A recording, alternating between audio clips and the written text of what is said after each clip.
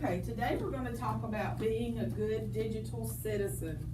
Now, we've studied citizens in our social studies. Can anybody tell me what a citizen is? Ansley? It's a person that lives in a state. Okay. What are some important things about a citizen? What must a citizen do, Tanner? And he must follow the laws of his state. Okay. What else? Respect. Right. Respect others. Anybody else? Okay. Also, follow the rules. Speak up when something wrong happens, right? And then we all have responsibilities in our community to keep ourselves and other people safe. All right, good digital citizens do some of the same things, but while using the internet, a good digital citizen respects others, follows websites and apps rules, speaks up against cyberbullying, and protects themselves and their information online. I'm going to give you some tips to help you become the best digital citizen that you can be.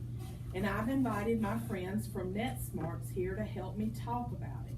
I'm going to let them introduce themselves. Take it away, guys. Oh, is it our turn yet?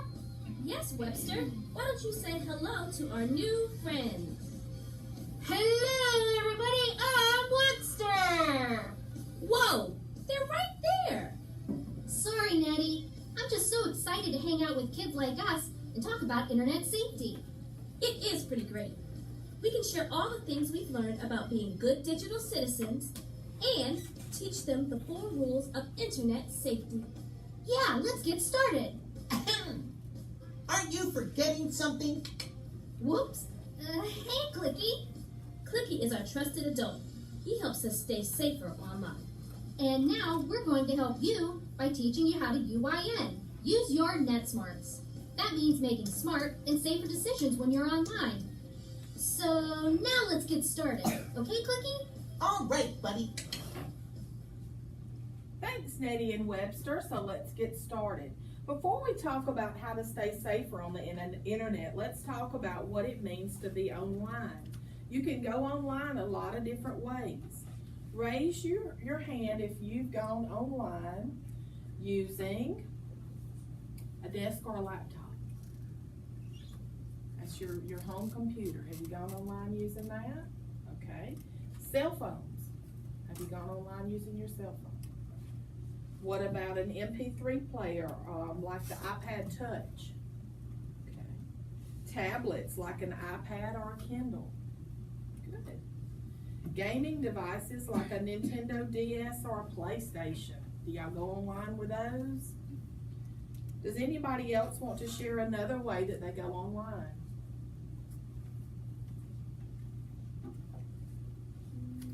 I think you can get a phone and tablet online and you can watch all these videos. Okay. Now, that's great. Now tell me, if I have a volunteer to tell me what you do when you go online. What do you do online, Delilah?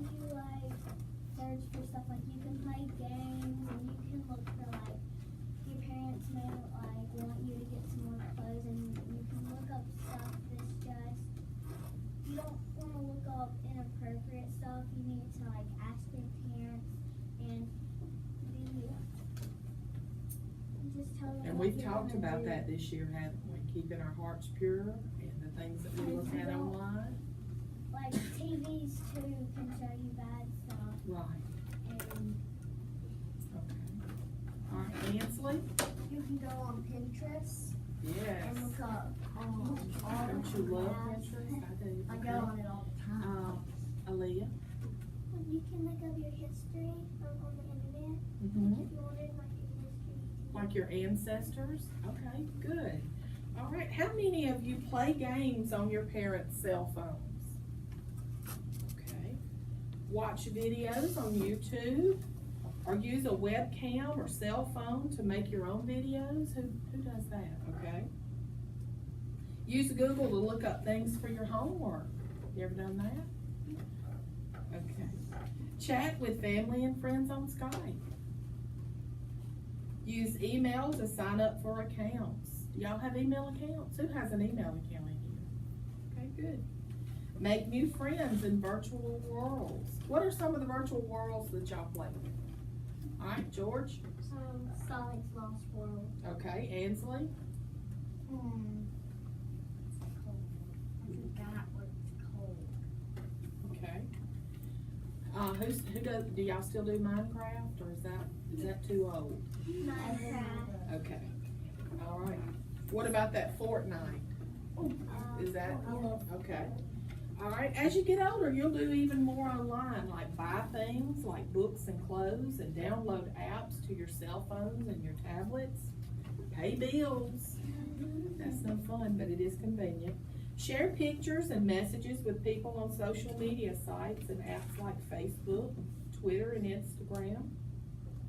Some of you may be on these already, although you have to be 11 to sign up for a lot of them. Okay. Because you can do so much online, it's important that you be able to do it safely. You'll need to know how to look out for yourself and your friends in case you see inappropriate content. And we've talked about appropriate things and inappropriate things online. In case you're asked to share personal information, we don't want to share too much personal information, not anything that somebody might use to steal our identity. Or you're asked to meet offline, like somebody wants to meet you somewhere, a stranger. Okay? No. Or you're cyberbullied by someone online, or you participate in cyberbullying of someone else. Although some of these risks may seem scary, you can handle them. These are Leah's. Thank you. You're welcome. Nettie, Webster, and Quickie are going to help me teach you how during this presentation. The first things we're going to talk about is inappropriate content. There's a lot of stuff online, like videos, pictures, stories, games, and activities. A lot of it is really great, but there's also some content that's just for adults or that could upset you, like people. Fighting or hurting each other, using bad language, or breaking the rules with pranks or illegal behavior. And in my opinion, it's not even for adults. Seeing these things may make you feel sad, scared, or confused, especially if you come across it accidentally while looking for something else. For example, sometimes when you're on a website, another window will appear without you doing anything at all. This is called a pop-up. Have you ever had that happen?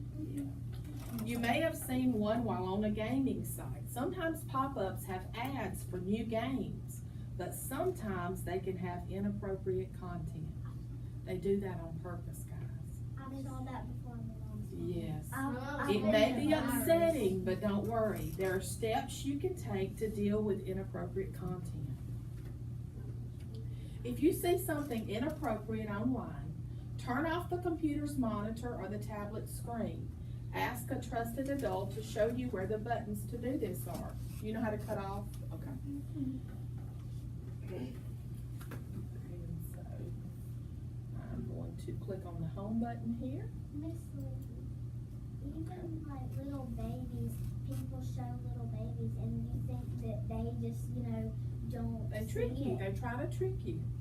Okay, and once again, that is the devil. That is nothing but the devil. And they think that the little babies can't see it, but if they can, it might stick in their head and they That's right. that's how Okay. the babies are watching. That's right. If you can't turn off the monitor or screen, move away from the upsetting content by clicking the back button on the browser window. You see that arrow that's pointing to the left there? You can click that to go back. And remember, don't share the content with your friends. Think about it. If something upsets you, why would you share it with your friends and upset them too? And you should always tell a trusted adult like your mom, dad, aunt, uncle, your teacher about what you've seen. Telling an adult can feel scary. You may be worried that telling will get you in trouble. or that your trusted adult will blame you. But it isn't your fault if you accidentally come across inappropriate content. A trusted adult can help explain what you've seen and answer any questions you may have. They can also report the content to the website or app you're using and help keep any other kids from having to see it.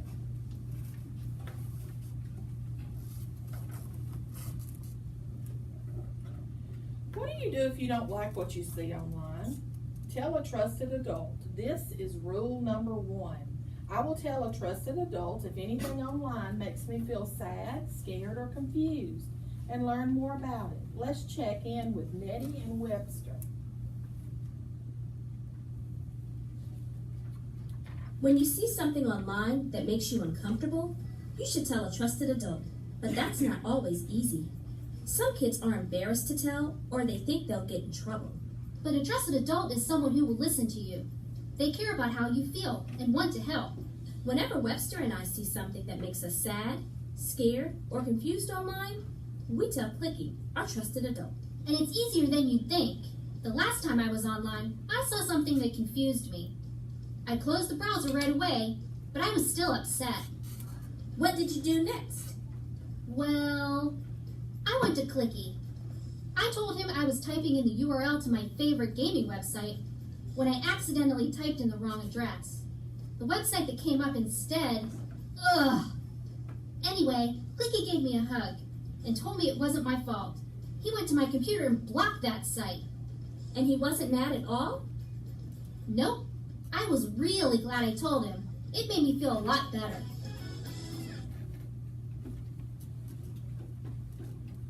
Thanks for showing us about telling a trusted adult, Webster and Nettie. Now that we know what to do when we see something inappropriate online, let's practice. I'm going to read some scenarios, and I want you to tell me what you would do. Raise your hand if you've got the answer. Scenario number 1. You're checking your email when suddenly a new email appears in your inbox. It looks like it's from a friend, so you open it up and click on the link. The link sends you to a video that you don't want to see. What do you do? Ada Grace? Hit the back button screen. Okay, good, good. All right, what's something else you can do, Amy? Okay, good. Addison? Like whenever you look that up, you gotta right away click that back arrow, and then your mama comes over there and then you lie, but after you get done, then they'll actually find out, so you better go ahead and tell them. Always tell the truth. Okay, good, that's right. You're gonna click the X on the browser to close the window or tell a trusted adult like your mom, dad, or teacher. All right, here's scenario number 2. Imagine you're watching videos online with a friend. After you finish watching your video, another one starts playing automatically. It has some bad language. What do you do? Ansley? You could click out, and if that doesn't work, then you can tell a trusted adult and they'll help you. Exactly, you hit it right on the head there with that. All right, here we go, scenario number 3. You're using your mom and dad's iPad to play a game. Suddenly an ad pops up with some pictures you don't like. What do you do, Delilah? Go tell a trusted adult and hit that back arrow and find someone that you think that'll listen to you and not just think that you're making it up. And tell the truth, don't lie. Like, Always. Okay, good. All right, George? I will go off of Okay, yeah. And you can always hit that power button, right, and turn it off. you. Good job. All right, I'm confident that if you saw some inappropriate content, you would know what to do. All right, you may have noticed one common thing that you can do in all of these scenarios. Tell a trusted adult. Trusted adults can help you deal with things that you see in many ways by reporting to giving you a hug. All of these scenarios, finding the inappropriate content was an accident. It's important to make sure you're not looking for that content on purpose. No matter how curious you are, keep that heart pure. All right. We've just discovered how some of the information online is inappropriate, but there are lots of other types of information online, maybe even information about you.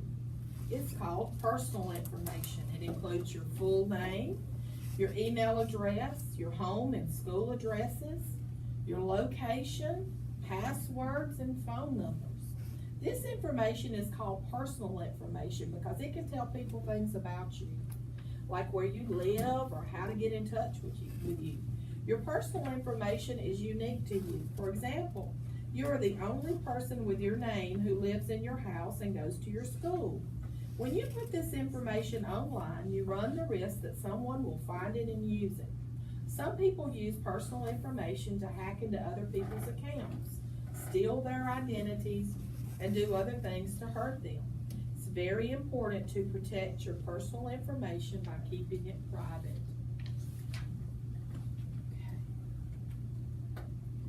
You should only share some of your personal information, like your full name and phone number, with people you know in person, like your classmates. Other personal information, like passwords, should only be shared with a parent or guardian.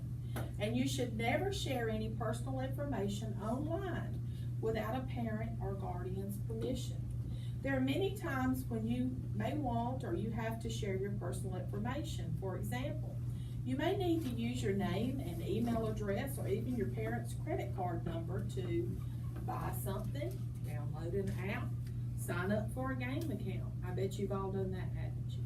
Mm-hmm. All right, but it's important to ask your parent or guardian first. That's why the second rule of internet safety is, I will ask